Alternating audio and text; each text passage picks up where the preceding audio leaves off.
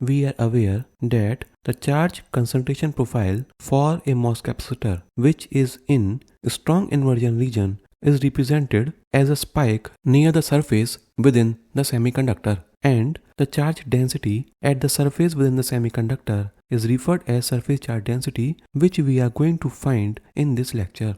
From the unit of basic semiconductor physics, we have free electron concentration equal to intrinsic carrier concentration multiplied by exponential of Fermi energy level of extrinsic semiconductor minus Fermi energy level of intrinsic semiconductor divided by Boltzmann constant into temperature in Kelvin. For a p-type substrate MOS capacitor, electron inversion charge density can be written as intrinsic carrier concentration into exponential of magnitude of charge on an electron into Fermi potential plus excess surface potential divided by Boltzmann constant into temperature in Kelvin. The excess surface potential is the surface potential greater than 2 times of Fermi potential. Before you get confused, you should have a look at energy band diagram within the semiconductor in a strong inversion region. You can see the surface potential is 2 times of Fermi potential plus the excess surface potential. But extrinsic Fermi energy level minus intrinsic Fermi energy level is equal to Fermi potential